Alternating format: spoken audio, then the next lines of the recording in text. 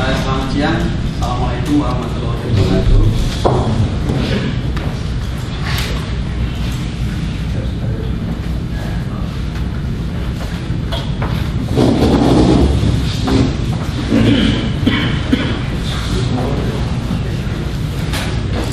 Bapak-bapak dan ibu-ibu yang saya hormati, pada kesempatan ini saya akan menyampaikan tentang rencana dan hasil sementara dari kajian strategis tentang pengembangan dari model pembangunan provinsi.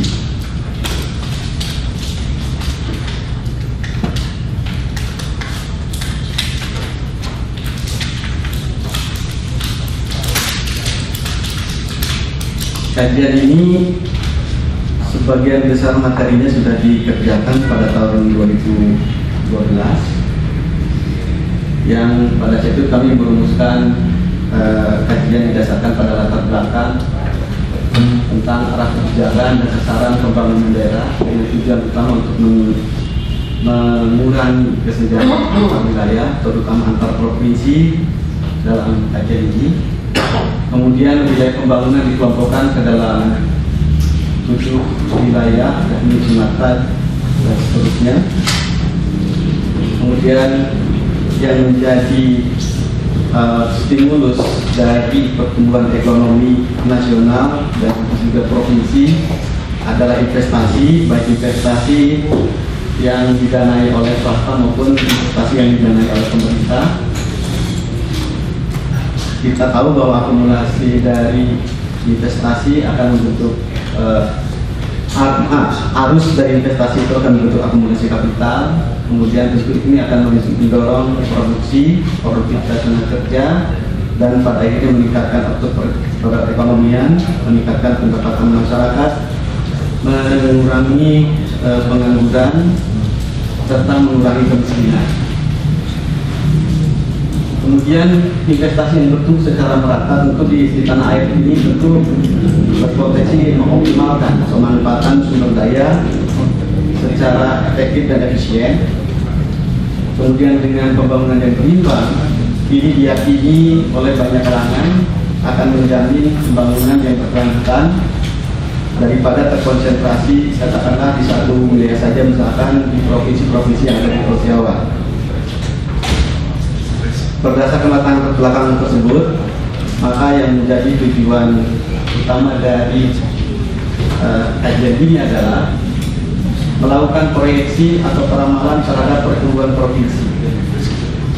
Yang dimaksud pertumbuhan provinsi di sini bukan hanya pertumbuhan PDB atau PDRB provinsi, tapi dikaitkan juga dengan indikator-indikator lainnya seperti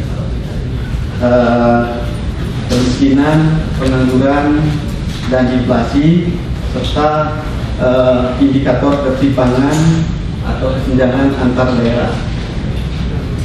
Kemudian setelah terbentuk model peramalan hingga tahun 2018, kemudian akan dilakukan simulasi kebijakan. Simulasi kebijakan itu tentu ingin mengetahui pertumbuhan ekonomi, kemiskinan, pengangguran di setiap wilayah, di mana variabel eksogenus yang menjadi stimulus untuk menghitung pertumbuhan dan lain-lain ini adalah investasi. Jadi kita ingin melihat dengan besaran investasi tertentu berapa pertumbuhan ekonomi, kemiskinan, dan pengangguran. Kemudian sebaliknya untuk memperoleh target pertumbuhan tertentu, kemiskinan tertentu, pengangguran tertentu, berapa kebutuhan investasi yang kebutuhan investasi di setiap provinsi. Kemudian untuk yang ketiga di sini ini seperti biasa untuk mengembangkan kapasitas staf Bappenas dalam analisis pengambilan wilayah. Kemudian tentunya yang terakhir adalah hasil kajian ini diupayakan untuk menghasilkan rekomendasi kebijakan pengembangan wilayah dalam menopang informasi dan data dalam penyusunan RPJM 2015-2019. Ruang lingkup dari kajian ini berupa pertama adalah pengembangan model. Modelnya ini adalah model regional, model makro regional. Tentu saja yang berbasis untuk PDRB, perhitungan PDRB, komponen PDRB dari sisi pengeluaran, serta interaksi antar provinsi, di mana interaksi antar provinsi itu akan didekati dengan model tanda kutip kiri kata tadi kata pembimbing. Kemudian untuk menopang pengembangan model ini tentu kita membutuhkan literatur yang kredibel, kemudian juga berbagai data dan informasi yang tersedia dari berbagai sumber. Kemudian kita lakukan itu terakhir adalah input dari kajian ini adalah kita melakukan engineering dalam rangka penyusunan laporan akhir.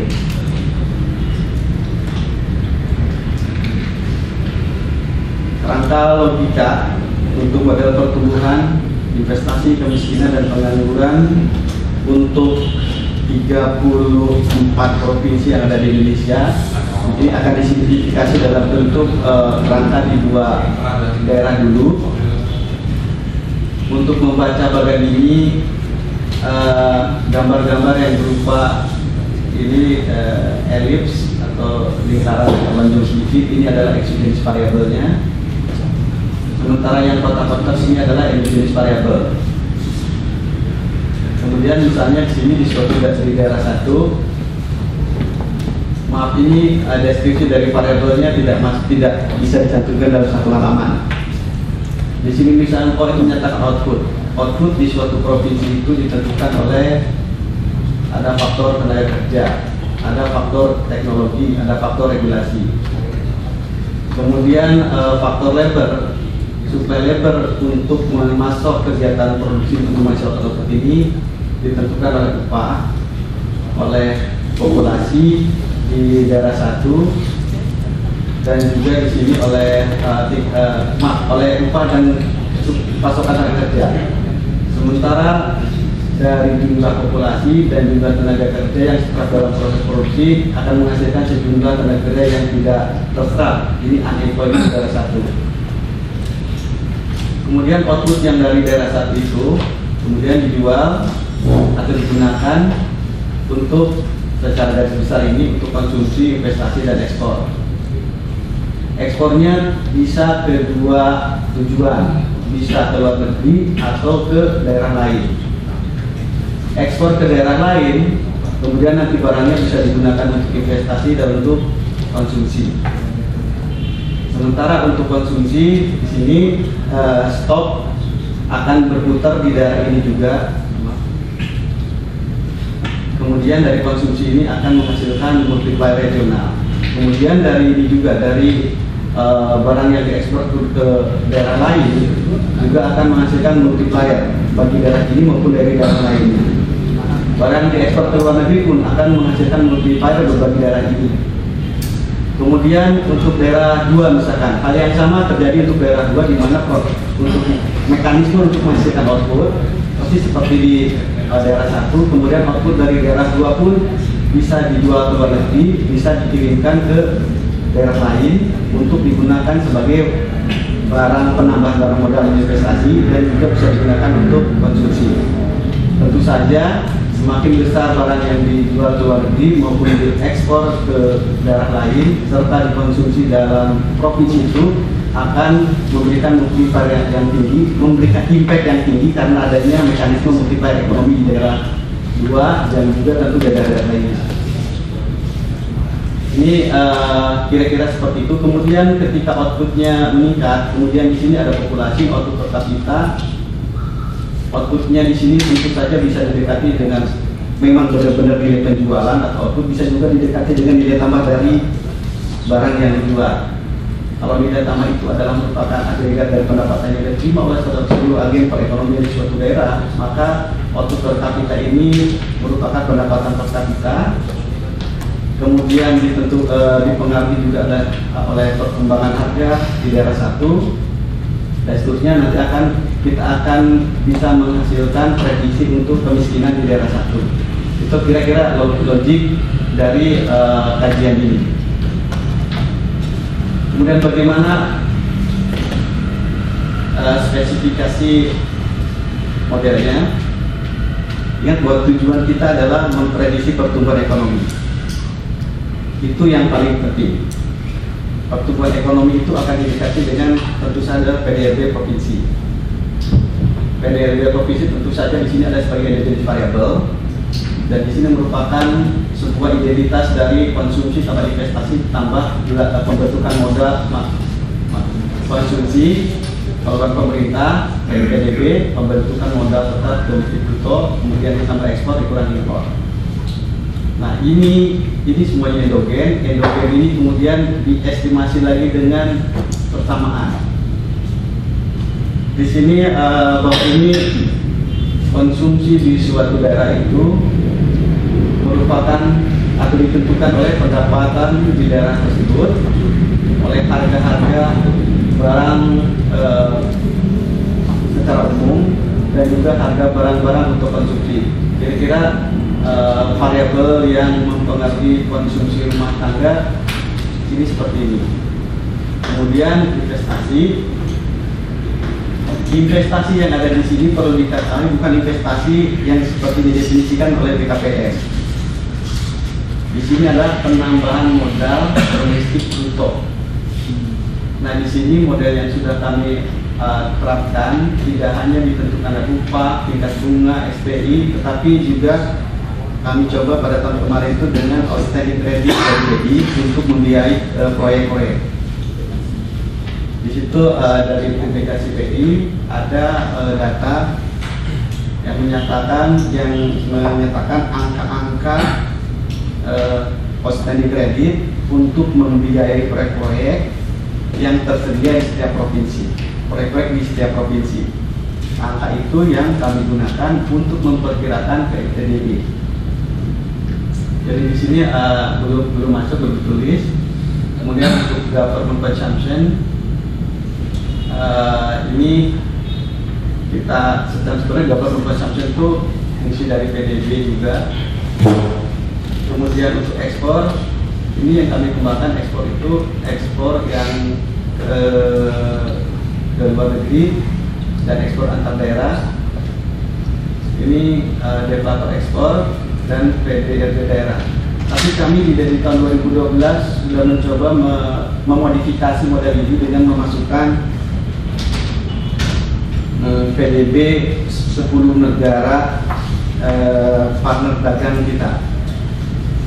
Kemudian impor ini ditentukan oleh daya beli masyarakat domestik diwakili dengan PDB dan harga-harga impor atau deflator impor. Kemudian hasil prediksi ini disimulasi, diperoleh angka ini dimasukkan ke sini, kemudian kita menemukan CBRB provinsi. Jadi satu tahap untuk memprediksi PDB sudah diselesaikan dalam tahap ini. Kemudian berikutnya, karena tujuan kita adalah untuk memprediksi atau proyeksi kemiskinan sampai tahun 2019, maka dan juga pengangguran sampai dengan tahun 19, maka untuk di sini kita bikin beberapa persamaan. Pada intinya adalah kita memprediksi tentang angkatan kerja di setiap provinsi. Kemudian berikutnya di sini yang bekerja ini berpos ditambah kemudian di sini tenaga kerja ini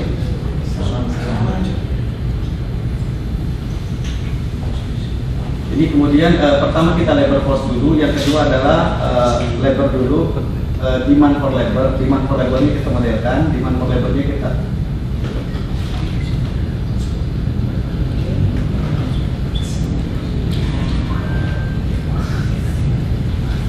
ya betul.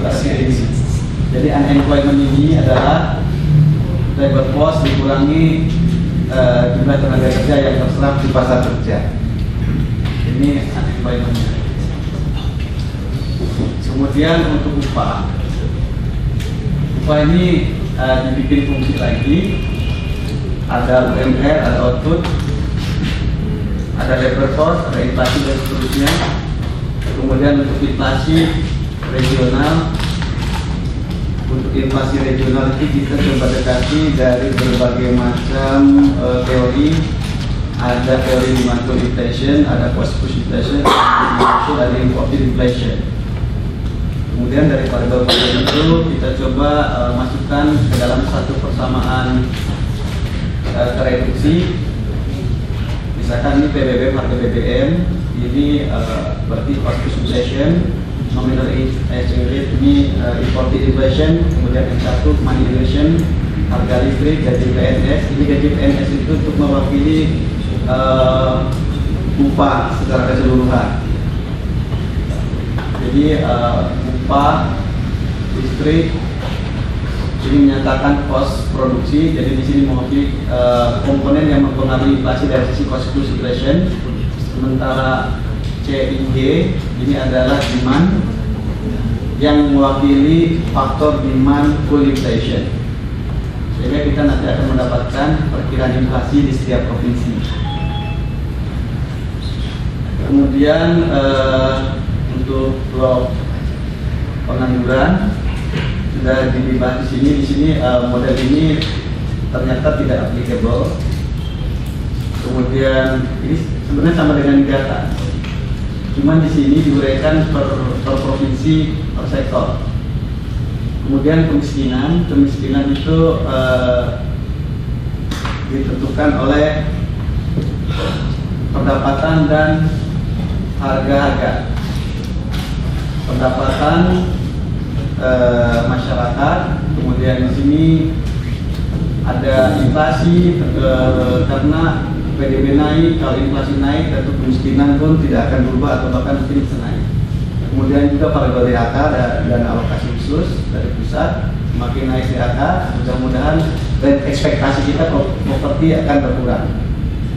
Juga investasi, semakin tinggi investasi di suatu provinsi, kita berharap bahwa properti akan turun.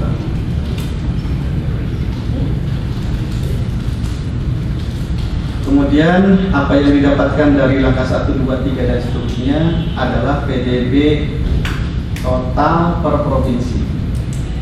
PDB total per provinsi dari sisi pengeluaran, yaitu tambahan dari C, D, I, X, dan M.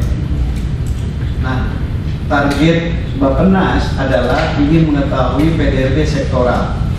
Sektor pertama dengan klasifikasi 9 sektor. Sektor pertama pertambangan, industri manufaktur, listrik, gas dan air minum dan seterusnya. Untuk mengalokasikan PDB total ke PDB sektoral, kita bukan membagi PDB total ke PDB sektoral, tetapi kita meminta bantuan KPAIO. Jadi komponen C, komponen G, komponen I, dan komponen X yang kami dapatkan di langkah pertama itu kemudian kami pecah ke dalam 9 sektor dengan menggunakan proporsi yang ada. Jadi dari 34 provinsi berarti ada 34 kali 9 baris konsumsi, ada 34 kali 9 baris investasi, bukan investasi sebagai PFTDD dan seterusnya. Ada 34 kali 9 baris ekspor. Nah, kemudian angka itu kami simpan dalam di sini. Sebenarnya PDB-nya PDB dari sisi pengeluaran, lebih tepatnya ini final demand. Final demand kemudian dikalikan dengan inverse relatif dari interregional input output, ditemukan nilai output sektoral. Kemudian output sektoral dikalikan dengan matriks diagonal yang berisi koefisien nilai tambah bruto. Ujung-ujungnya kita memperoleh produk domestik bruto per sektor di 34 provinsi. Ini angka ini yang kita dapatkan, sehingga kita dapat PDB per provinsi, PDB sektoral di setiap provinsi dari tahun 2000 tahun sekarang sampai tahun 2019. Tentu saja di sini akan ada pertanyaan bahwa mesin penggadanya kok itu juga. Itu memang mesin penggadanya yang ini terus karena kita punya Irio-nya baru yang terakhir tahun 2005. Kita sih berharap dan menunggu Irio tahun 2010. Kalau ada Irio 2010 hasilnya akan lebih baik daripada tahun 2005.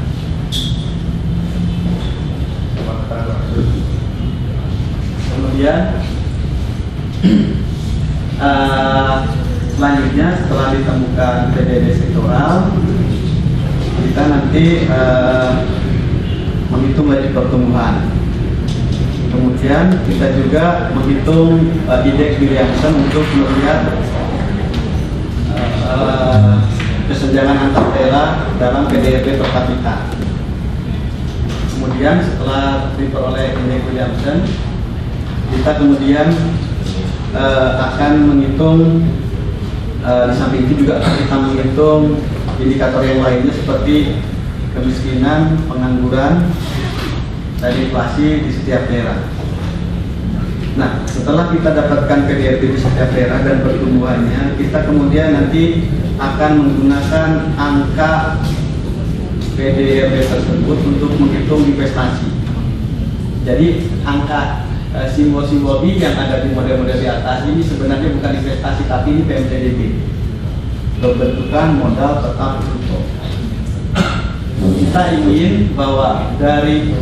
Kita ingin dari PDRB tersebut kita ingin tahu berapa investasi yang konsepnya atau definisinya seperti definisi BKPM, bukan definisi PMTDB. Nah, untuk itu dengan adanya angka PDRB, kemudian kita akan menggunakan ITOR untuk menghitung berapa investasi yang dibutuhkan di setiap provinsi secara total dulu. Adapun nanti investasi-investasi di sektor pertanian, pertambangan dan lain-lain itu nanti akan dari angka total kebutuhan investasi akan didistribusikan ke sektoral dengan menggunakan alokasi secara proporsional. Itu nanti belum kami tentukan metodologinya seperti apa untuk mengalokasikan total investasi di suatu provinsi ke setiap sektor. Nah, kemudian jenis dan sumber data, modelnya ada model flow data. Kemudian tentu kita butuh data time series. Data time seriesnya yang seragam di seluruh provinsi itu baru tersedia tahun 2000. Bahkan untuk provinsi, misalkan provinsi yang baru termasuk Kaltara misalkan datanya belum tersedia. Juga provinsi misalkan Sulawesi Barat, kemudian provinsi Papua Barat, datanya baru tersedia tahun 2004 atau tahun 2006 sehingga panennya pada tidak balance. Kemudian tentu untuk cross-sectionnya kita menggunakan data provinsi dari tahun 2000 sampai 2012 kalau ada. Nah, kemudian setelah itu kita lakukan analisis dan tentu hasilnya mudah-mudahan bisa menjawab apa yang menjadi tujuan dari kajian ini. Ini adalah aspek teknis. Barangkali itu Pak yang bisa saya sampaikan secara sekilas tentang rencana kajian dan apa yang sudah diperoleh pada tahun 2012. Terima kasih. Kalau contoh-contoh simulasi ada Presiden?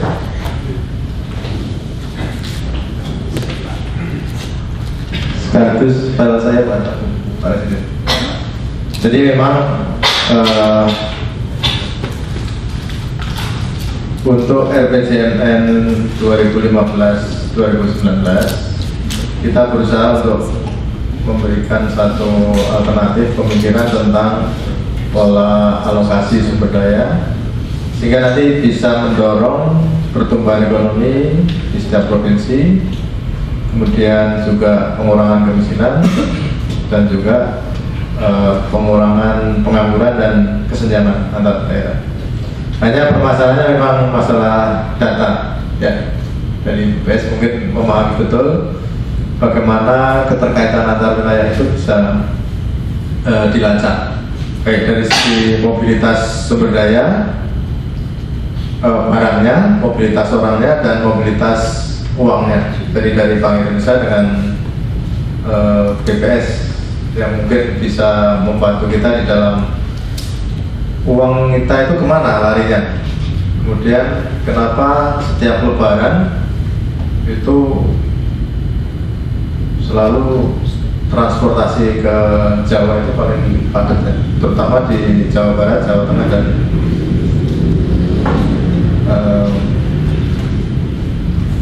iya Pak, yang itu betul tadi, yang tadi terus ke bawah, terus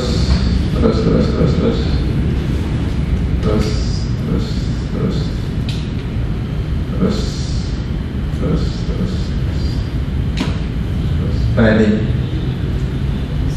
jadi ini tahun sebelumnya Pak, enggak, kita ini menunjukkan saja tentang pola alokasi sumber daya untuk distribusi dana DKTP, dana perimbangan, investasi PMDN, kemudian termasuk PMA, kemudian distribusi kredit perbankan, itu sebagian besar di Jawa dan Sumatera. Terus tahun 2010-2012 meskipun bergeser sedikit, tapi kurang signifikan untuk mendorong percepatan pembangunan di wilayah Papua, Maluku, Nusa Tenggara, dan Sulawesi. Jadi potret seperti inilah yang nanti apakah dalam 5 tahun ke depan, 10 tahun ke depan polanya akan seperti ini atau ada sesuatu yang berubah. Nah, pertanyaan-pertanyaan kritis itu yang akan menjadi satu bagian dari strategi dan kebijakan pembangunan.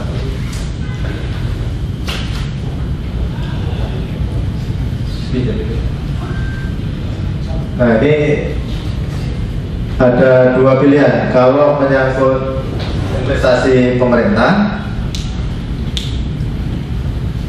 jadi dana DKTP dengan dana perimbangan mungkin bisa diintervensi ya.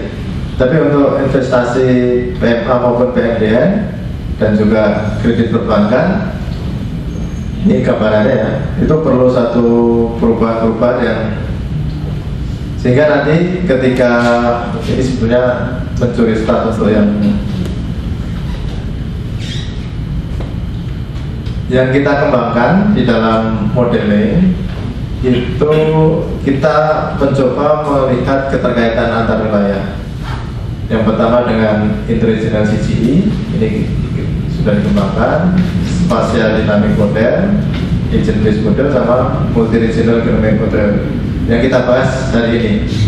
Nanti dengan instrumen rencana tata ruang wilayah, lalu kira-kira kebijakan yang terbaik yang seperti apa untuk mendorong percepatan pertumbuhan ekonomi, pengurangan kemiskinan, pengurangan pengangguran, dan pengurangan kesenjangan antar daerah.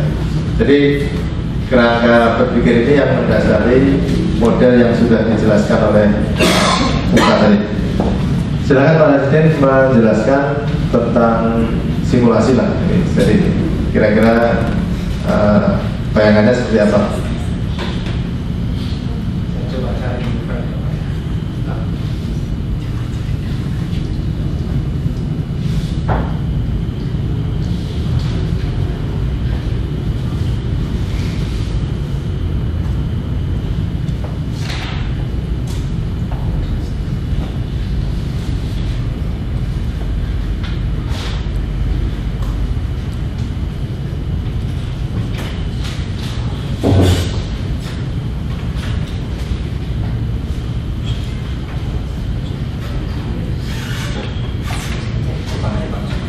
Ya, terima kasih. Assalamualaikum warahmatullahi wabarakatuh.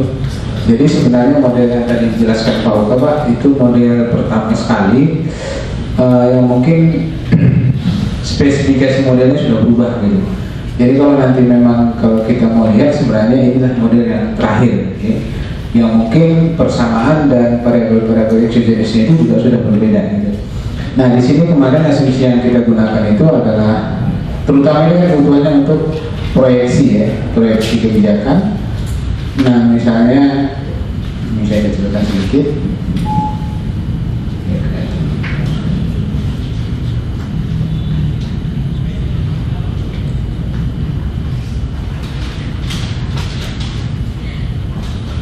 Nah ini asumsi-asumsi ketika kita melakukan sebuah perubahan misalnya, katakan misalnya di situ level nasional berapa persen mau kita naikkan upah, ya, pertumbuhan berapa gitu. Ini tinggal kita ganti aja, misalnya 6%, 7% silahkan. Ini kan namanya skenario berandai-andai kan bisa aja ya, berapapun nilainya silahkan. Ini asumsi. Nah ini asumsinya harus kita pasang dulu untuk menentukan nilai-nilai yang akan kita hasilkan sebagai yang kita sebut sebagai endogenous variable. Nah tentu di situ asumsinya yang bagus itu adalah apabila kita mengacu pada ada rencana, katakanlah misalnya RAPBN kan sekarang udah keluar Pak, nah kita pakai itu gitu. Jadi agak nyatu gitu. Nah ketika asumsi kita tetapkan, kita bisa lakukan sebuah running simulasi seperti ini. Nah kebetulan base model yang kita bangun di sini soalnya itu FPIS Pak, udah saya pikir udah banyak yang tahu ya. Kemudian hasilnya setelah kita lakukan skenario bisa kita lihat sebagai hasil proyeksi. Nah ini hasil proyeksinya, oke, ini hasil proyeksinya sampai 2015. Nah ini yang kemarin yang kita 2012 itu yang belum fix sebenarnya adalah Maluku Utara. Kita nggak tahu bagaimana caranya ngakalinya juga, mencari merubah data juga. Maluku Utara itu kurang make sense ya. Jadi sebenarnya kan kalau kita sebut model ini bagus kan bukan hanya dari sisi kriteria ekonomi atau geometrik, tapi masuk dia nggak. Kalau bagus semua asumsi dipenuhi, kalau nggak rasional ya nggak dipakai juga. Gitu ya. Nah intinya seperti itu. Nah untuk masing-masing nilai kita bisa lihat untuk setiap sheet. Nah ini sekali running aja sebenarnya. Ketika kita melakukan perubahan nilainya, ya maka nilainya akan berubah lagi gitu. Ya tentu bagi Bapak Ibu yang di Bappenas terutama kan sering kali diminta oleh ataupun deputi ini berapa pertemuan dengan asumsi begini, ya itu bisa kita coba gitu. Hanya mungkin yang bisa tadi saya diskusikan yang menarik adalah modelingnya sendiri gitu, karena itu kan datang semua dari perumusan model ya. Jadi yang tadi yang saya sebutkan itu ini sebenarnya sudah lama ya, modelnya itu sudah sangat jauh berubah. Di dalam model itu kita gunakan double lock. Tujuannya adalah untuk menghindari salah satu model-model atau akselerasi, termasuk juga untuk menentukan bahwasanya parameter itu ada elastisitas seperti itu. Ya. Jadi itu Pak Medi yang skenario nya. Ini yang model untuk ini. Kalau yang interregional saya kebetulan nggak copy Pak, karena tahun 2007 dan Pak Medi nggak ada kabar juga itu akan disampaikan gitu. Jadi yang ini kebetulan kan tahun 2012, jadi masih agak hangat gitu. Ya. Mungkin itu Pak Medi, terima kasih. Ya, terima kasih Pak Presiden. Jadi ini gambaran apa ya? Gambaran secara cepat tentang model multiregional econometric sebagai satu alat bantu kita di dalam menyusun proyeksi. Tentu saja masih ada beberapa model yang mungkin relevan sebagai satu acuan di dalam menyusun proyeksi. Tapi apapun model, tentu saja ada kelemahan dan ada kelebihan. Maka pada titik ini batas antara modeling dengan planning. Kalau modeling kan selesai kepada faktor-faktor apa yang mempengaruhi suatu pertumbuhan ekonomi. Tapi begitu masuk planning, ya, pertumbuhan ekonomi yang ditetapkan dulu targetnya, lalu langkah-langkah apa yang harus dilakukan supaya pertumbuhan ekonomi bisa dicapai. Jadi memang prosesnya timbal balik di dalam menyusun targeting untuk RPJMN 2015-2019. Oleh sebab itu kami buka diskusi untuk ini diskusi bebas. Kami persilahkan Bapak Ibu yang ingin memberikan komentar, tanggapan, kritik, masukan, silakan. Dari sebelah kanan. Bu Emma ya? Pak Lutfi, ada lagi? Dari sebelah kiri, Pak Nuzul. Terus 3 dulu ya, silakan Bu Emma.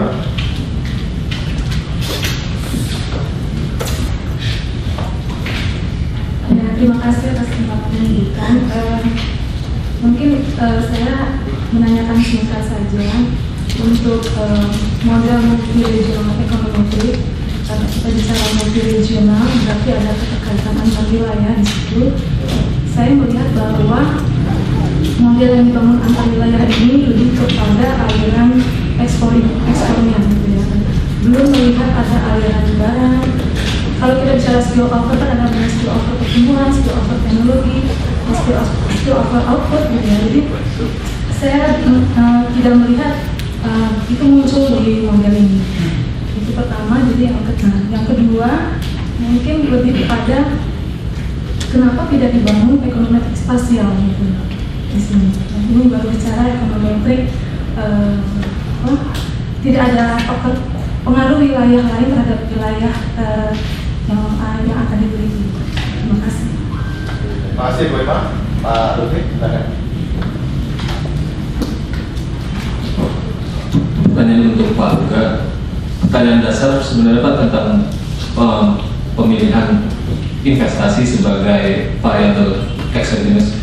Pertanyaannya adalah bagaimana memastikan bahwa di masing-masing provinsi yang jumlahnya 34 kalau nggak salah, yang karakternya berbeda-beda satu sama lain, itu bagaimana memastikan bahwa investasi di masing-masing provinsi itu benar-benar exogenous.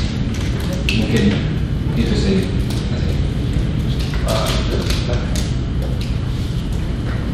Terima kasih Pak Bintang. Ya sorry Ustaz, mohon maaf. Saya terlambat, jadi saya tertarik dengan modelnya.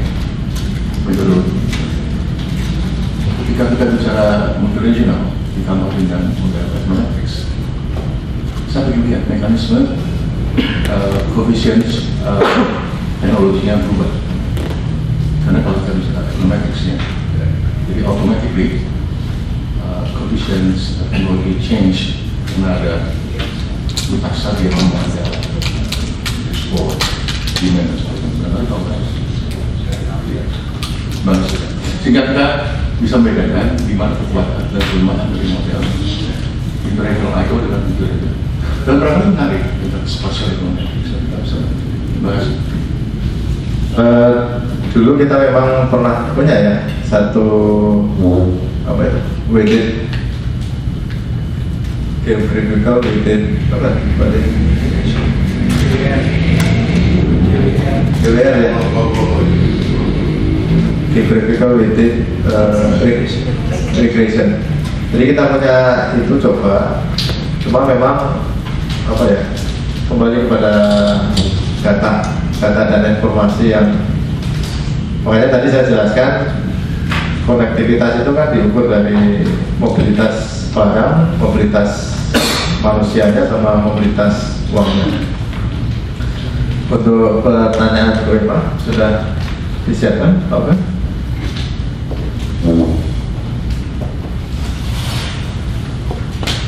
Baik, terima kasih Bu Emma. Jadi ini walaupun judulnya adalah ekonometrik spasial ekonometrik, tapi kami tidak benar-benar melakukan spasial ekonometrik seperti yang dijelaskan dalam buku. Jadi sebenarnya kami melakukan dua model ini secara terpisah. Ekonometrik dulu, kemudian IRIO. Jadi IRIO dan ekonometrik tidak satu tubuh, tidak satu sistem. Jadi hasil dari ekonometrik kemudian dimasukkan ke IRIO. Jadi kemudian kalau yang biasanya itu kalau simulasi yang tahun demi tahun biasanya dari ekonometrik masuk ke IRIO, kemudian dari IRIO diolah dulu masuk lagi ke ekonometrik. Jadi prosesnya semacam iterasi sampai ketemu konvergen, tapi itu susah dilakukan. Kemudian mengenai tadi spillover, bahwa di sini tidak kelihatan aliran selain ekspor yang impornya. Baik. Jadi kami melakukan prediksinya bahwa stimulus dari perekonomian sebuah provinsi itu adalah investasi. Kemudian tentu saja bukan hanya investasi yang dari swasta, tapi juga dari pemerintah yang bisa didanai dari DAK maupun dana dekonsentrasi ya. Kemudian nanti itu meningkatkan produksi, meningkatkan pendapatan, meningkatkan belanja daerah. Tapi itu kami lakukan per provinsi dulu. Provinsi dulu, modelnya per provinsi. Kemudian setelah didapatkan itu, bagaimana impact dari kenaikan output tahun tertentu di suatu provinsi, efeknya ke provinsi-provinsi lain. Baru kami pinjam tabel video untuk melihat seperti apa impactnya kepada daerah lain. Nah, dengan video sendiri itu ekspor impor kan sudah ada di sini. Nah, jadi ekspor dari suatu daerah ke daerah lain yang digunakan baik untuk konsumsi maupun untuk import. Ketika suatu daerah melakukan proses produksi, maka daerah itu pun mengimpor bahan baku dari daerah lainnya. Cuman di dalam tabel video sendiri terus terang saja ini model mengandung kelemahan. Importasi barang modal juga bisa dijelaskan oleh tabel video, karena tabel video sendiri hanya mengakomodir arus barang untuk ikut produksi dan output produksi, sementara barang modalnya tidak bisa terakomodir. Misalkan barang modal yang diproduksi di Jawa, ketika kita menggunakan video, maka kita tidak bisa melihat barang modal yang digunakan di di provinsi Kalimantan Selatan yang berasal dari Jawa. Dalam proses produksinya itu susah. Itu kelemahan kita sendiri dari model video. Jadi memang aspek impornya ada, tapi impor untuk ikut antara. Impor untuk barang modal tidak bisa di-cover dalam video. Kemudian untuk bukti ya Pak tentang investasi. Apakah investasi di masing-masing provinsi merupakan exogenous? Pada intinya di dunia itu tidak ada yang exogenous. Cuma dalam hal ini diasumsikan sebagai exogenous. Jadi diasumsikan bahwa investasi ke suatu daerah itu sebagai exogenous karena kita tidak bisa mengukur seberapa besar ketertarikan para investor untuk menginvestasikan uangnya di daerah. Kita tidak tahu. Nah, minat investor untuk menginvestasikan dana di daerah pun itu pun tidak exogenous. Tapi ada faktor politik, ada faktor pertimbangan ke masa yang akan datang, profil pasar dan lain-lain. Tentu tindakan dari investor memilih tempat pun sudah tidak exogenous, tapi endogenous. Nah, dalam ini, dalam model kita biasa, walaupun itu adalah memiliki unsur endogeneity, tapi dalam ini kita coba tetapkan atau posisikan value itu sebagai exogenous. Jadi di dunia itu tidak ada yang exogenous, semuanya selalu saling kait mengait. Tapi di dalam model kita harus menentukan bahwa sesuatu itu dalam ini sebagai exogenous. Nah, kemudian kami mencoba melakukan evaluasi data atau mengeksersis data dari data cost and credit yang datanya di oleh BI. Ternyata sangat menjelaskan dengan baik tentang PMTDB di suatu daerah. Kalau PMTDB kalau outstanding di suatu daerah tinggi, outstanding credit untuk proyek-proyek daerah itu tinggi, maka PMTDB di daerah itu tinggi. PMTDB itu adalah pembentukan modal tetap bruto, jadi penggunaan barang produksi domestik yang peruntukannya untuk menambah modal. Sementara investasi dari BKPM, misalkan investasi 1 triliun untuk perkebunan, itu bukan PMTDB, karena investasi 1 triliun untuk perkebunan sawit, pertama untuk bayar izin posisi lahan sudah berapa, kemudian pembersihan lahan walaupun mungkin dibakar ya, misalkan itu sudah berapa. Kemudian nanti merekrut jasa untuk perapihan lahan itu berapa? Padahal di perapihan jasa lahan itu bukan PMPD. Jadi mungkin kalau versi BKPM bahwa investasi itu 1 triliun, mungkin dalam PMPD-nya sekitar 40%-nya, 50%. Nah, di sini bahwa ternyata PMPDB itu sangat dekat korelasinya dengan outstanding kredit untuk proyek-proyek pemerintah maupun proyek swasta yang menggunakan suatu provinsi. Jadi ada banyak sekali lagi di sini bahwa investasi memang bisa dilihat di provinsi. Kemudian untuk Pak Nujul, ini Pak Nujul, memang betul sekali bahwa bagusnya teknologi, baik teknologi produksi maupun teknologi perdagangan antar pulau, ekspornya, impornya, sesuatu yang dynamic. Mungkin koefisien ekspor impor untuk barang-barang barang-barang hasil hutan antara Jawa dan Sumatera dulu besar sekali. Ketika misalkan hutan-hutan di Sumatera masih menghasilkan kayu-kayu, itu besar sekali koefisien perdagangannya dengan Jawa. Tetapi sejalan dengan berkurangnya hasil kayu, maka tentu saja koefisien perdagangan Sumatera Jawa dan hasil hutan itu akan berkurang. Dan nanti dengan sebagai substitusinya adalah barang-barang hasil agri-industri. Nah itu dari tahun ke tahun pasti akan berubah. Nah itu menuju kami tidak bisa menangkap perubahan tersebut. Ya, sebelum saya lupa, saya usulkan berbahaya menggunakan istilah multi-region. Konsep multi-region berbeda dengan inter-region. Ketika kita bicara standar internasional tentang guidance, itu harus ada perubahan otomatis ya. Usul saya adalah konsep interregional static economics, supaya orang nggak hancur nanti kan untuk besar internasional. Satu persis itu.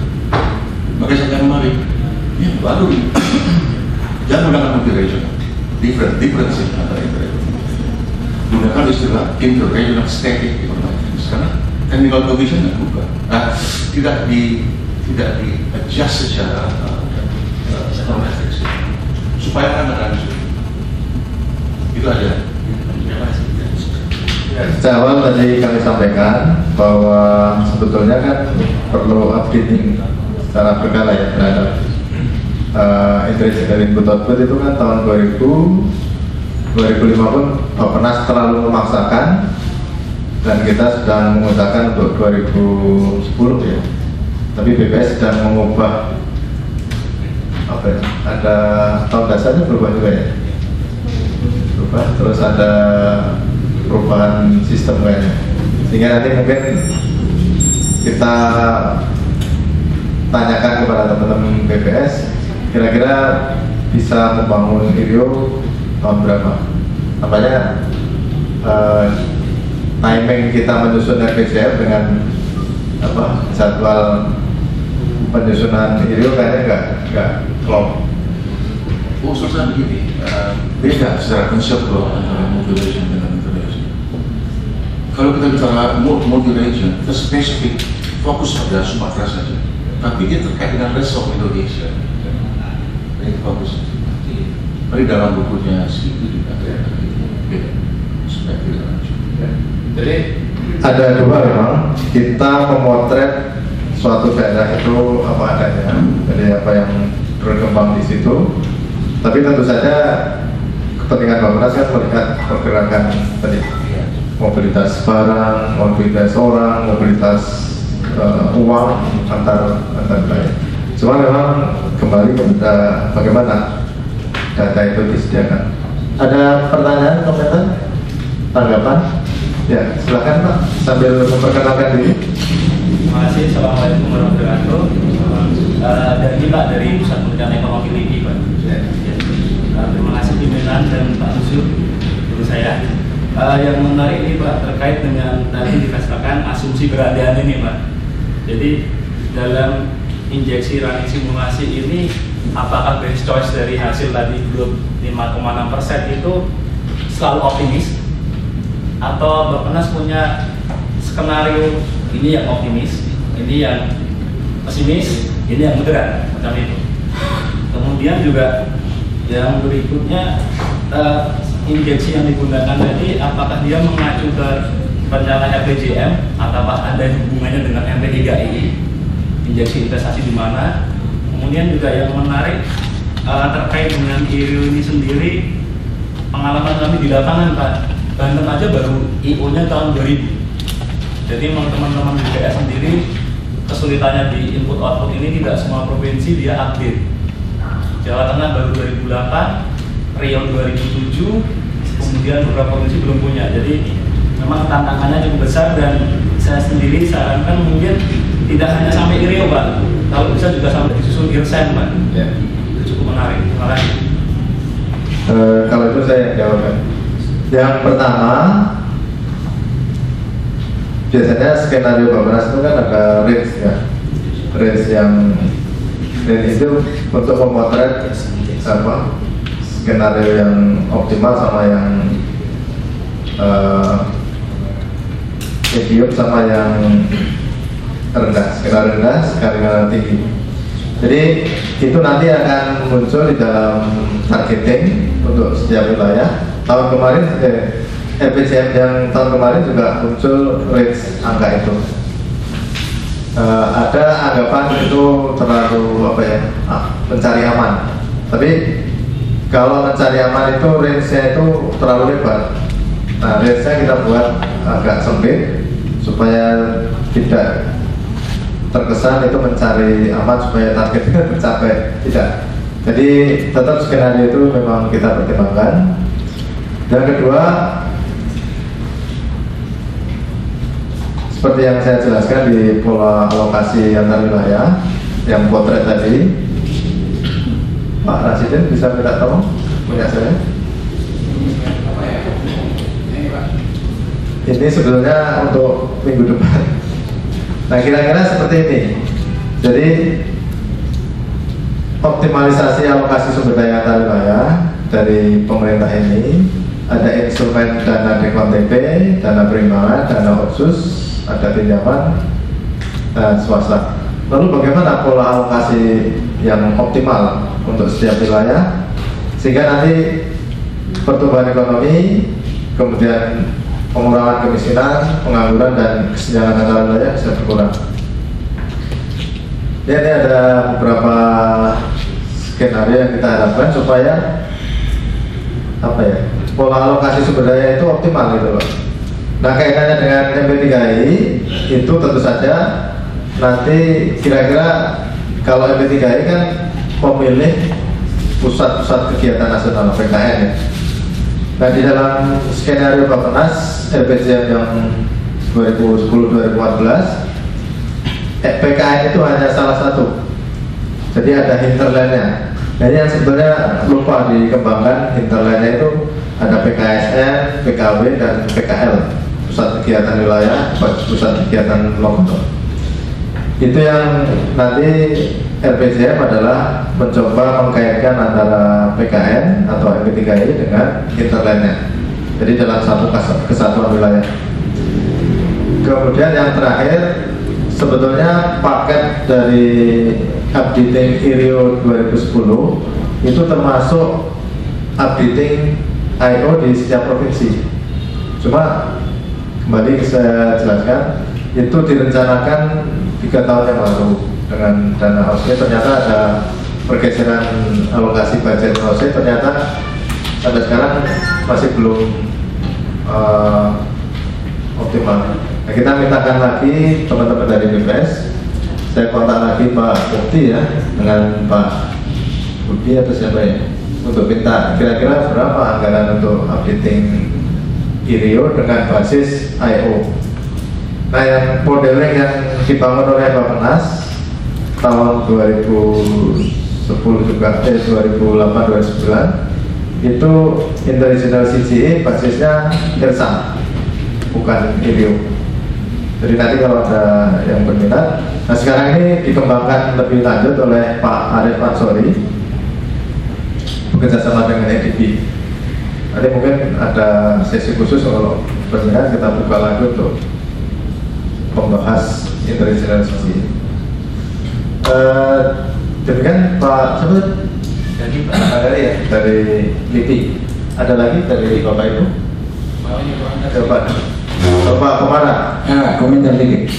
Jadi biasanya untuk perbedaan yang mendasar antara model-model deterministik dengan stokastik adalah salah satu variabel yang nggak bisa tiba-tiba masuk.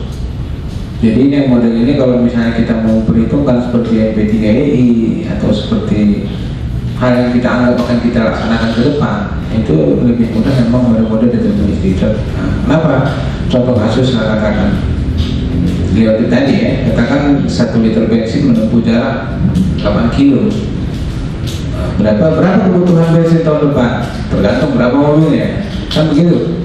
Oh, kalau saya misalnya pakai teknologi ini 1 kilo sekian, ya berarti bisa dihitung. Nah, kalau di dalam model stokastik, ya nggak bisa.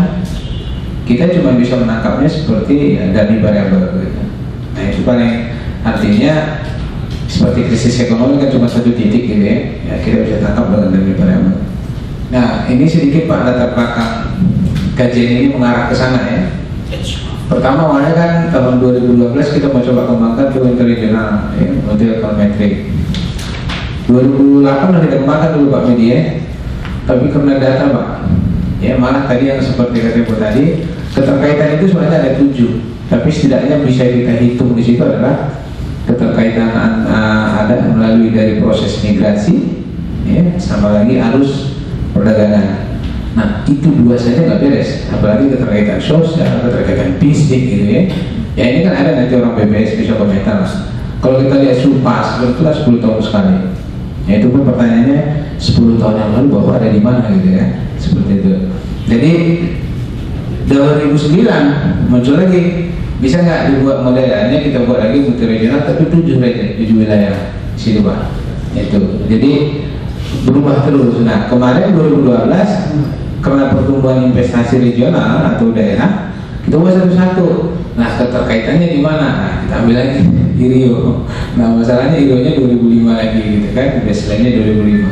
Tapi kalau sebenarnya 2005 pun kalau kita lihat perkembangan teknologi produksi kita, itu hampir tidak berubah kok. Ya, Bang. Saya protes. Memang harus protes Pak.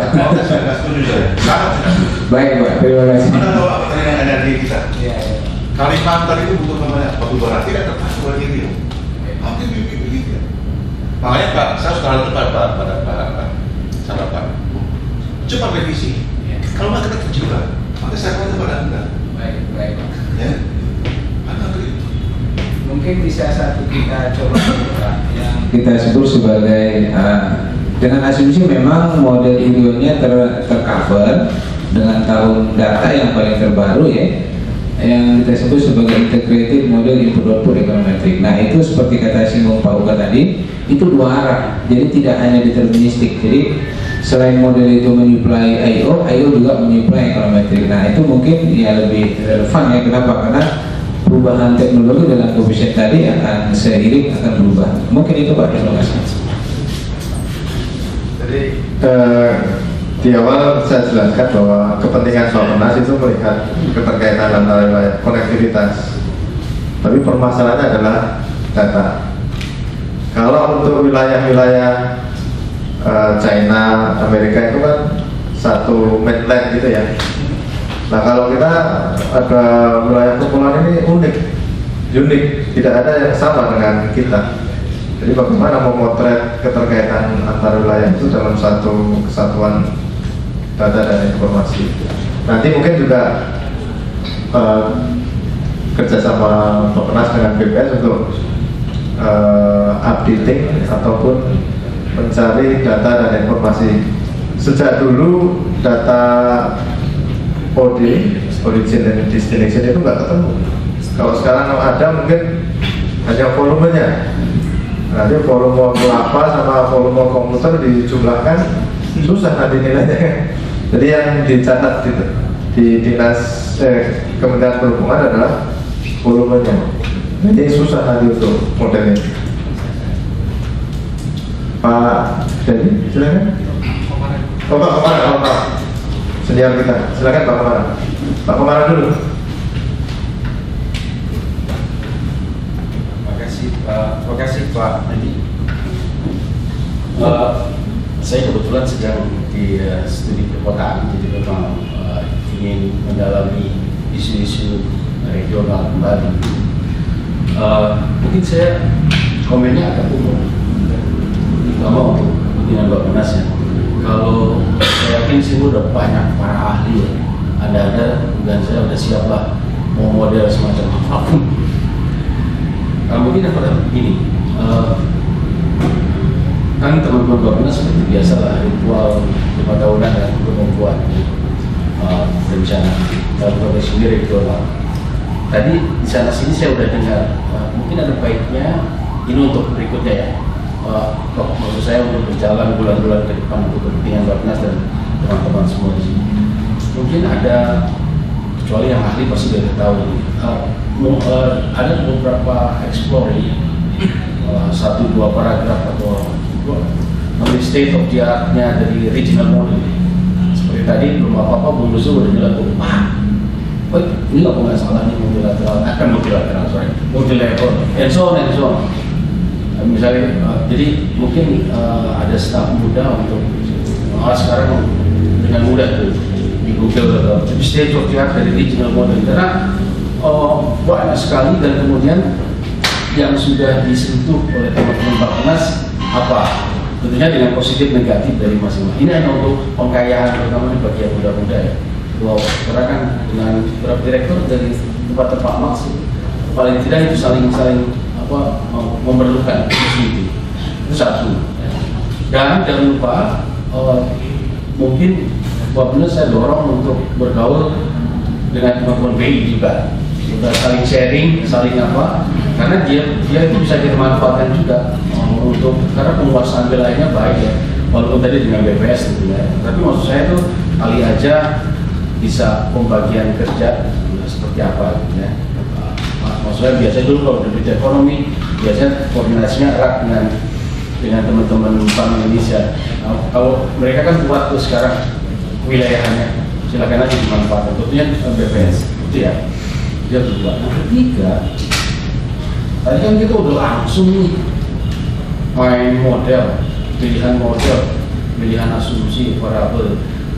Tetap saja dengan model yang ada pada kita, tetap saja pemahaman antar variabel masa lalu sangat penting. Dan itu, jadi jangan langsung masuk bak wiko ke depan seperti ini. Waduh, istilahnya kan kalau biasanya kalau di kelas cerita Alice in Wonderland gitu. Mau kemana Anda? Tapi Anda ada di mana nih?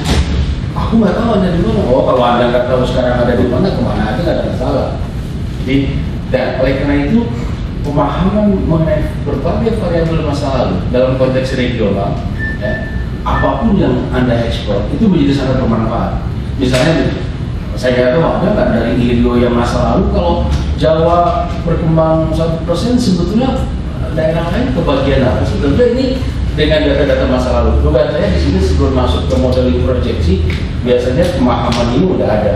Cuma kita biasanya main take for granted, lupakan aja tuh variabel masa lalu. Sehingga langsung kita justru pemahaman masa lalu itu kita menjadi meyakini hubungan antara variabel yang kita miliki antara regional apalagi dengan variabel nasional ini seperti ini. Misalkan dengan enak kan, 1% dolar naik 10.000 atau dalam kali terhadap subsidi sekian. Itu jadi ada statement kunci yang gampang antar region atau juga antar variabel. Nah ini menjadi menarik.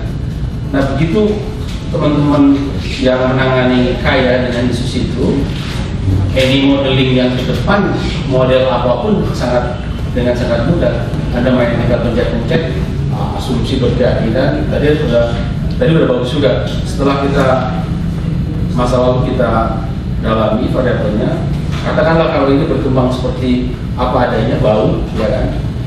Kemudian berbagai intervensi untuk kepentingan Bapak. Misalnya begini, sekarang Jawa masih aja berkisar 55-56 dari PDB Indonesia. Bisa nggak nih dengan P3I atau apa? Tadi dengan investasi kita kencangkan sedikit Sumatera supaya agak sedikit inequality-nya menjadi itu biasanya pakai angka-angka sederhana aja tuh. Nah, itu tuh untuk para bos ya, itu tuh nangkepnya enak tuh. Nah ini biasanya mau yang bos-bos langsung nangkep udah.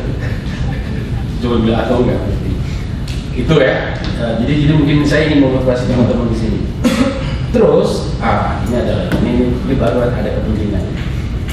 Kebetulan saya sedang mengeksplor Kalimantan, tapi dalam konteks green ekonominya, Heart of Borneo. Ya, di situ kita mencoba menyampaikan konsep HOB yang green itu seperti apa, dan ini bisa direplikasi ke lain. Tapi kan saya dengar Bapak Penas selain membuat hijau MP3 ini, tapi juga di tempatnya Bu Endah ya, dengan leadnya kalau nggak salah sampai itu Romti, walaupun dia sebetulnya green kan nggak hanya energi, tapi dia fokus ke situ dulu, nggak apa-apa aja. Dia green ekonomi Indonesia.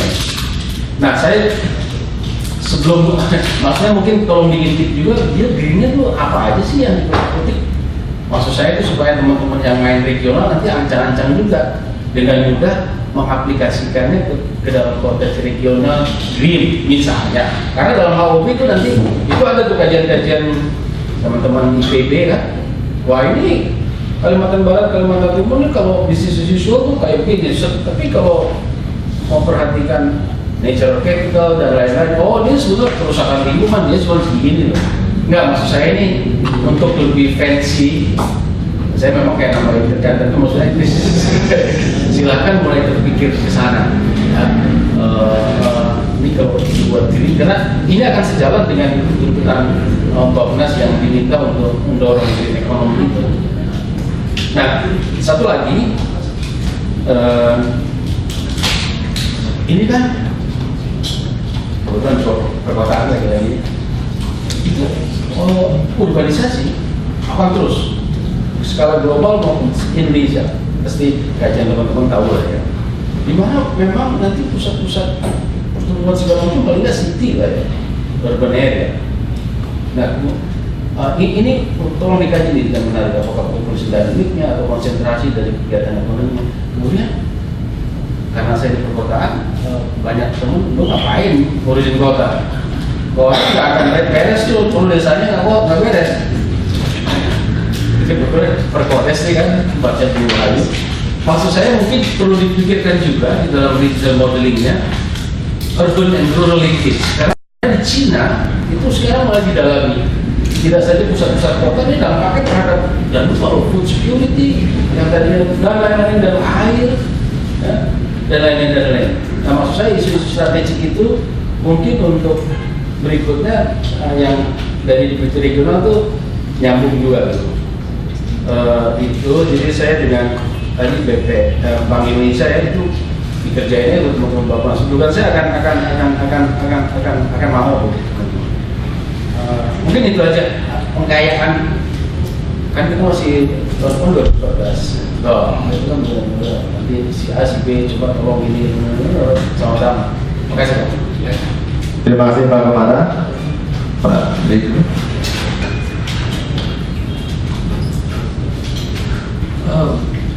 Memang sayang kita nggak ada Pak ya interoperability data gitu, karena kalau misalkan ada tentunya akan sangat mempermudah hidup kita untuk membangun suatu modelan dan mensimulasikan.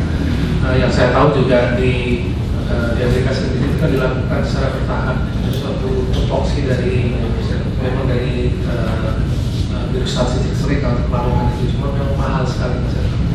Dan mereka sedemikian advance-nya sudah sampai bisa pemetaan melalui CIS. Mungkin kita memang belum sampai ke sana. Kami sendiri di Bank Indonesia menyadari bahwa data RPCS sendiri itu sebenarnya bisa dipakai untuk suatu proxy terkait linkage atau aliran perdagangan antar daerah. Nah, memang ini belum kita terus terang belum kita dalami atau mungkin itu kita olah gitu kayak, karena memang datanya itu sangat besar sekali.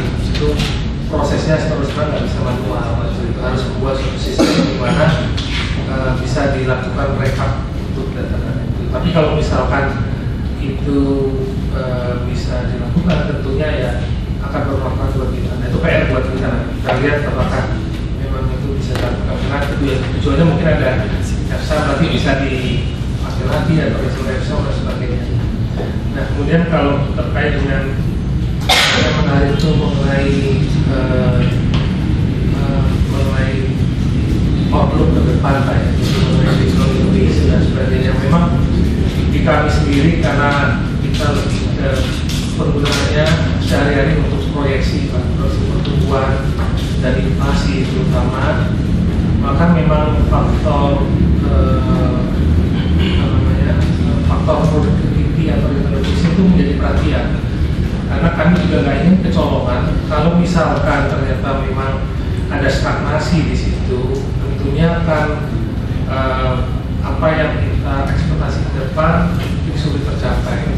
Tapi mungkin juga kita kecolongan di satu sisi yang lain, dimana kalau ternyata ada inovasi yang tidak kita ketahui, maka kita juga melenceng kan proyeksi kita dan kita berkaitannya dengan inflasi.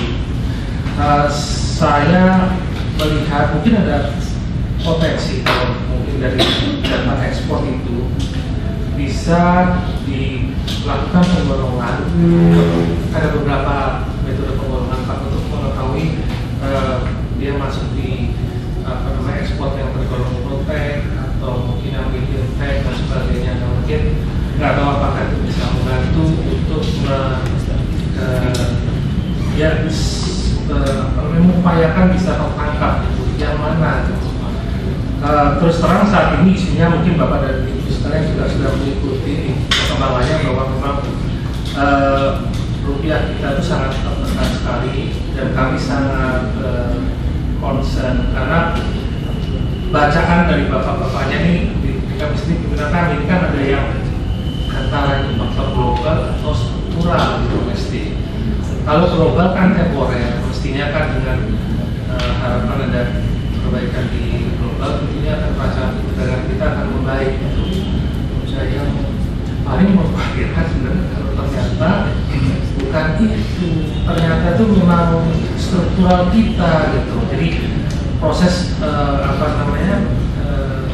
ini dalam berproduksi, dalam mencukupi kebutuhan sehari-hari ini ternyata memang ada mismatch yang mungkin sudah nggak terdeteksi atau mungkin sudah terdeteksi, sudah ada yang bicara beberapa tahun sebelumnya, cuma mungkin ya istilahnya nggak terlalu didengarkan gitu. Jadi terus terang bagi kami juga khawatir kalau ternyata memang ini sesuatu yang sebenarnya struktural. Dan salah satu penugasan untuk kantor Dewan Gubernur berikutnya adalah kita diminta sudah untuk melakukan pemetasan secara detail ekspor per daerah. Gitu. Nah, kenapa per daerah? Gitu. Karena memang sebenarnya bisa didalami secara nasional juga. Cuman faktor kedaerahan ini penting juga, gitu. Karena nggak terlepas gitu. Ada memang karakteristik wilayah yang nggak bisa dilepaskan. Nah, mungkin kalau nanti ada pengembangan atau apa, tentunya kita akan share. Kita harapannya juga ke depan nanti di KPJME itu bisa lebih strategis investasi itu ke sektor yang mana, investasi di industri yang mana, apakah yang medium tech atau sebagainya. Kita punya computer perspektif ini yang harapannya bisa menolong kita gitu, bukan menolong Indonesia Pak ya, tapi menolong kita bahwa kita bisa lebih sustainable ke depan. Mungkin itu aja. Terima kasih Pak. Jadi saya sampaikan tadi kita kan dindingnya kalau negara lain itu kan satu mainland gitu. Kita ada batasan itu. Jadi tidak ada otomatis satu kebijakan ditetapkan di Jakarta, di Papua akan menangkap makna itu secara sama. Nah, lag inilah yang sebetulnya apa sebabnya? Apakah karena kapasitas daerah? Maka di kita antara perencanaan makro, sektoral dan regional itu kan harus sinkron. Jadi kalau makro dengan sektor itu kan sudah apa ya, sudah mapan. Tapi pikiran kita bahwa kalau daerah maju, nasional pasti akan maju. Tapi kalau kinerja ekonomi nasional maju, belum tentu yang Papua Maluku ini maju kan. Jadi cara berpikir itu yang coba kita balik, bagaimana meningkatkan kinerja daerah untuk mencapai kinerja nasional. Maka salah satu perjuangan kita, buku 3 itu sudah luar biasa. Ada buku 3 ya, ada buku yang berdimensi wilayah itu istilahnya titik-titik dalam penghabisan. Seminggu sebelum RPJMN itu masih berdebat. Nah, ketika kita memberikan bobot pada kualitas, maka tadi Pak Komara ya Pak, kita ingin tidak ada satu single policy for all region. Jadi mungkin untuk pembangunan perkotaan di Papua, di Maluku itu apa ya, karakter sosial budaya menjadi menonjol di situ. Tidak harus sama persis dengan Jakarta. Nah, nilai-nilai budaya apa yang membuat perkotaan dan pedesaan di Jawa, Maluku dan Nusa Tenggara punya ciri khas sendiri. Jadi yang teman-teman di Perkodes kan kita minta untuk mengeluarkan ciri khas dari masing-masing wilayah. Kemudian Pak Komara untuk penyajian apa ya?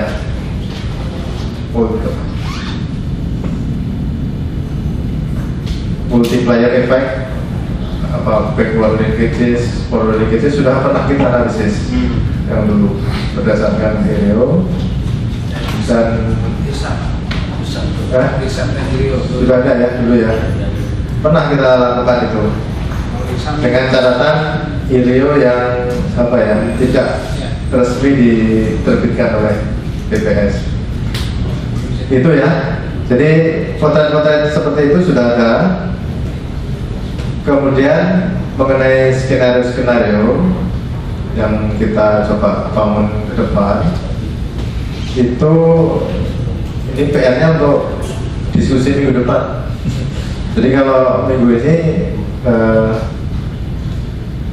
khusus untuk sebenarnya dibalik, harusnya yang skenario pembangunan wilayah itu hari ini modelnya minggu depan, tapi ternyata kemudian Pak Komara dengan Bank Indonesia kita sudah mulai bekerja sama ya Pak ya, Mbak Teddy, ini sudah sering tukar informasi dan kita tadi harusnya hari ini juga membahas kerjasama dengan Bapenas tentang tadi pemetaan permasalahan wilayah. Mungkin dengan teman-teman BPS nanti yang harus kita upayakan juga karena yang punya data. Kembali apapun modelnya itu tetap data dan informasi menjadi kunci untuk menyusun model yang baik. Dan ada lagi Pak Agung, Lian? Saya boleh ya? Oh boleh, silakan Pak Yusuf. Apa Pak?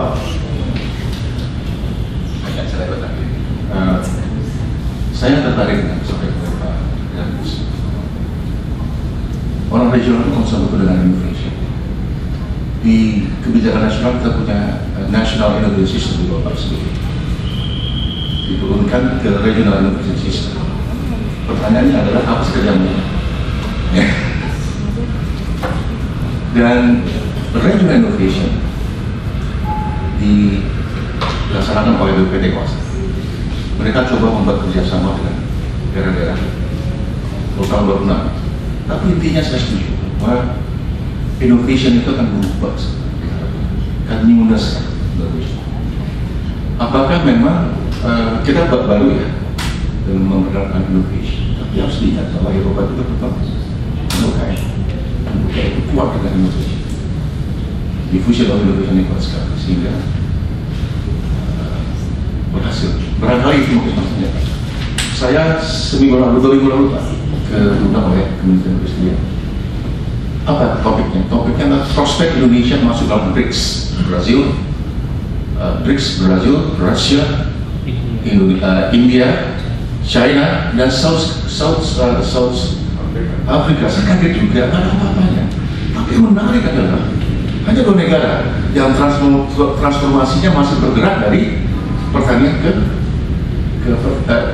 industri. Indonesia dan India. South Africa dia sudah transformasi ke service. Itu menarik. Saya mengatakan jangan kita berandai-andai, be ourselves. Nggak usah kita berambisi menjadi BRICS atau BRICS berapa? Kan masih panjang jalan kita. Ya. Sebagai contoh, kita masih sekitar 4.500 US per juta ya. Dan South Africa udah 10.000. India atas kita, ya, masih jauh lah. Jadi saya khawatir kita ambisi jadi BRICS lagi. Fundamental ekonomi kita nggak berubah. Hanya ini ilustrasi saja. Saya appreciate Pak. Itu ya. Kebetulan saya orang dari Cina, dari disertasi saya dari Islam. Jadi kita punya financial share kan kalau saya. Pakai menjaga sisa. Masih nasional. Dan satu lagi kelemahannya dari Islam itu adalah kita tidak punya full-fledged interregional factors. Saya nggak tahu Islam kita punya nggak interregional factors. Saya kerja di sini, uang saya mengalir dari sana. Nggak ada. Ya itu sangat tinggi. Ya. Hanya mengandalkan flow aja Pak. Terima kasih Pak. Jadi pesan kuat dari pembangunan berdimensi kewilayahan, sebetulnya kan masing-masing wilayah itu punya apa ya, potensi dan sebagainya yang menurut ciri khas masing-masing, sehingga tidak semua harus melalui proses transformasi yang standar dari pertanian, industri, lalu baru jasa. Enggak. Kalau Bali kan langsung dari pertanian ke jasa. Jadi nah ini yang ciri-ciri masing-masing wilayah itu akan sangat kuat di situ. Ini yang perlu kita gali mengenai inovasi-inovasi badan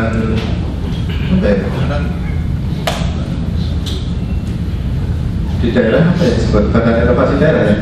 Itu hanya apa ya, menghabiskan anggaran saja sebetulnya. Dan sayangnya perguruan tinggi kalau bekerjasama dengan pemerintah daerah hanya ganti judul saja tahun, isinya itu terus, tapi bukan suatu apa ya, inovasi teknologi.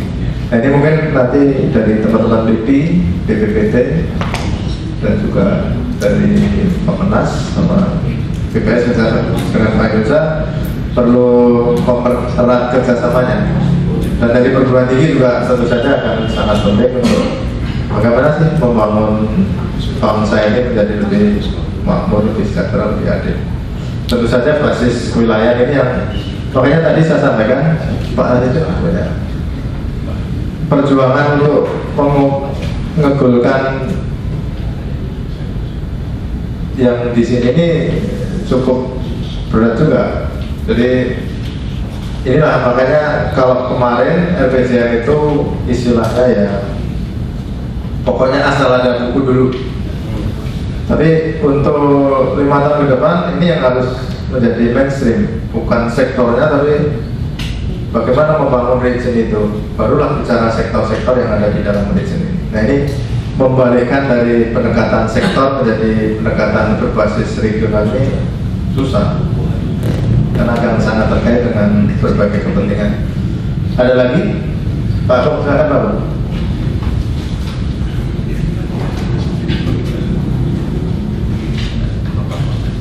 Ya, terima kasih Pak Sumedi.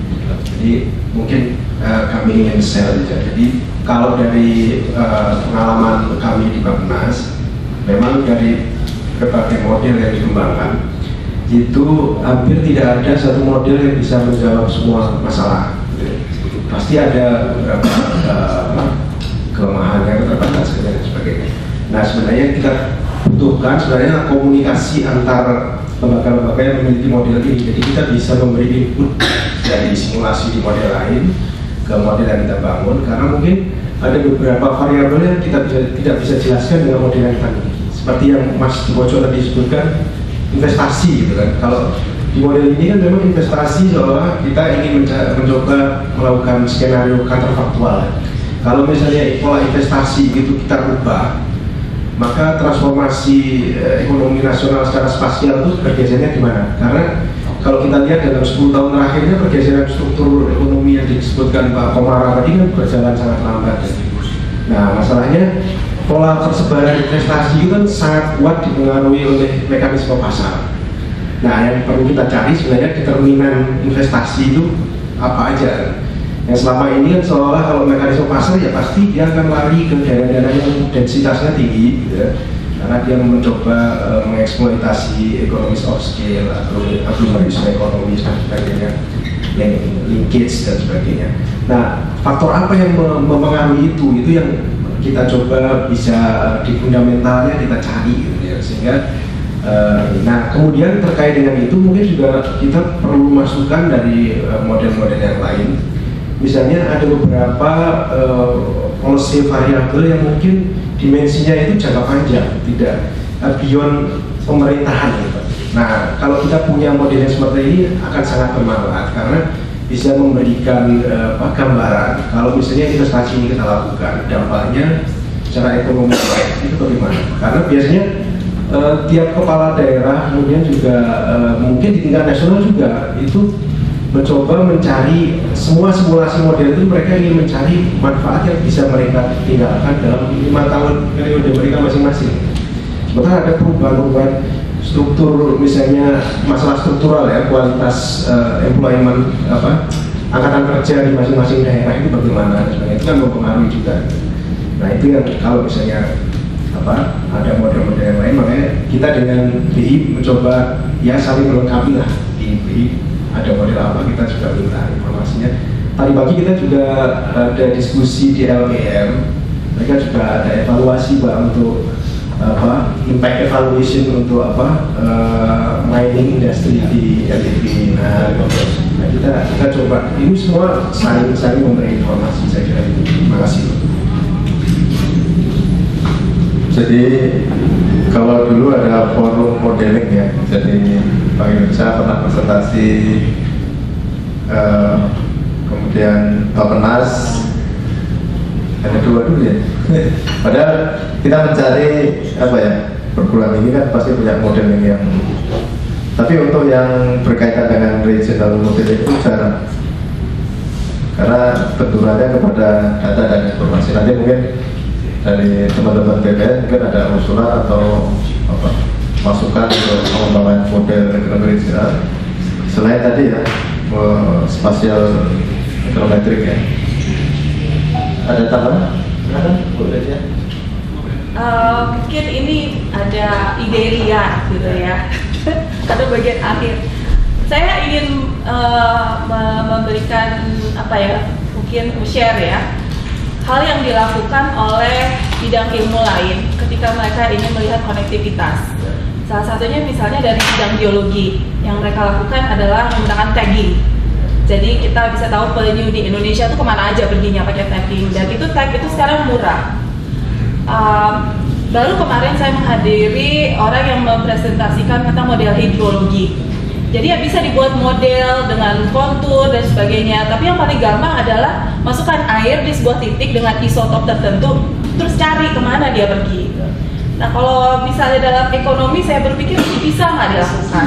Sebenarnya mudah saja loh Pak. Kemarin saya berpikir uang gitu ya, uang mungkin ditaruh sesuatu chip atau apa gitu. Kita lihat kemana dia pergi, siapa gitu, siapa yang dapat, bagaimana alurnya. Lantas kita juga pernah melakukan tagging untuk kayu yang eco-label gitu ya, kemana perginya kayu itu, asalnya misalnya dari sudah sertifikasi, kemana dia pergi, siapa, berapa tangan, supply chain-nya seperti apa. Jadi itu lebih, menurut saya itu tidak akan menjawab keperluan data untuk model-model makro. Tapi model makro kita dapat diperbaiki dengan melihat aliran ini berapa kali sih pindah tangan, kemana sih, ke bagian mana Indonesia dia tidak pergi gitu. Apakah muter-muter aja di Jawa ternyata ya kan, nggak pergi sama sekali keluar Jawa. Mungkin itu saja, karena menurut saya I/O model itu satu hal yang menurut saya agak-agak itu indah sekali ya untuk melakukan modeling dan sebagainya, tapi banyak dengan kelemahan data, it's not really useful. Dan ya, itu aja. Sebetulnya kalau kita bisa membenahi pencatatannya, jadi truk membawa barang, berapa volumenya, jenisnya apa dan sebagainya. Kalau semua tercatat, itu mudah. Kalau di Jepang kan, di Amerika juga pasti setiap truk yang membawa barang ketahuan barangnya apa, nilainya berapa, jenisnya apa dan sebagainya. Nah kita dinamit hilang berapa biji itu aja nggak ketemu kan? Baru tahu isinya dinamit. Nah gimana? Jadi pencatatan itu menjadi begitu penting. Jadi apa? Nah ini gimana nih, siapa yang mau mulai? Kementerian Perhubungan, Kementerian Perdagangan, atau kita sudah mengusulkan supaya dulu dengan BPS waktu saya pegang anggaran BPS tahun berapa itu, pencatatan barang itu wajib untuk mengontrol, tapi juga nggak mudah karena nggak ada sanksi. Kalau nggak ada pencatatan, dicegat, melempar korek api saja udah lewat barangnya satu truk. Jadi memang permasalahan informasi sebenarnya bukan hanya menyangkut tabelnya itu sendiri, tapi bagaimana data dan informasi yang menanggup itu. Kalau orang pakai chip bisa nggak itu? Bisa Pak. KTP-nya ya. Bahkan kalau spy itu kan dipakein chip supaya ketahuan di mana. Jadi nanti mungkin ide yang menarik bahwa setiap barang harus ada labelnya kan, di scan gitu kan. Nah ini ide yang mungkin akan berkembang nanti. Tindak lanjutnya yang mungkin harus ada pembenahan dalam administrasi. Ada lagi ide yang mungkin liar, tapi concern kita sama sebetulnya, bagaimana memajukan bangsa ini melalui daerah. Nah, bagaimana bisa memajukan daerah, apa yang harus dilakukan, investasinya apa, sektornya apa, inovasi apa yang harus dilakukan. Jadi perlu kerjasama. Ya, silakan. Ya, pertanyaan awam lagi Pak. Sekedar bertanya apakah pernah ada studi semacam ini, tapi exogenous variable-nya bukan investasi melainkan human capital. Karena sama idenya untuk mengukur kalau pemerintah intervensi di sektor human capital, apakah itu perbaikan sistem pendidikan atau kesehatan atau pelatihan berikutnya, kira-kira pertumbuhannya akan seperti apa gitu. Kalau ya karena saya juga bukan dari institusi yang bergerak di bidang ekonomi dan saya juga bukan ekonomis, mungkin kalau ada saya tidak share. Karena Bapak tadi sebutkan inovasi, tentu kan itu nggak bisa terlepas dari human capital. Oke. Yang pertama, kalau menggunakan dimensi wilayah ini kayaknya belum. Saya berani mengatakan, kalaupun ada tidak masih semua pendekatannya pendekatan sektor. Jadi kita mengubah cara pandang bagaimana investasi sumber daya manusia di Papua, di Maluku kan harus ada suatu intervensi yang berbeda kan. Kalau menggunakan sistem atau model sekolah di Jawa dengan di Papua sangat beda. Kita jalan kaki atau naik mobil, motor sampai 15 menit. Tapi kalau di Papua harus berhari-hari berjam-jam. Makanya boarding school lebih cocok di sana. Tapi herannya di Jakarta ada boarding school, padahal dalam jarak jangkau kan. Jadi model-model seperti itulah yang sebetulnya harus dikembangkan di setiap wilayah. Makanya saya bilang there is no single policy for all region. Jadi masing-masing wilayah harus ada satu pendekatan yang berbeda. Ini yang baru kita otot supaya ini dimensi wilayah itu menjadi menonjol gitu. Pak Nuzul punya jawaban? kasih. Kebetulan ini banyak anak pasca di sini, dia tahu persis ini. Kita punya model spatial econometrics dan punya model non spatial econometrics. Garcia dan Sukiranisi menunjukkan bahwa ketika rasio perlu ditambah, ternyata lebih cepat dia konvergensinya. Ya. Model spatial econometrics ketika ditambah infrastrukturnya, makin cepat konvergensinya. Kalau tanpa intervensi human capital, 75 years baru dikonvergensi. Begitu intervensi infrastruktur, tambah guru sekolah, 25 years. Tapi saya curiga nih ada salah, terlalu cepat 5 tahun. Tapi kan kalau jadi ada, ya. Mereka tahu posisinya karena ini saya tahu.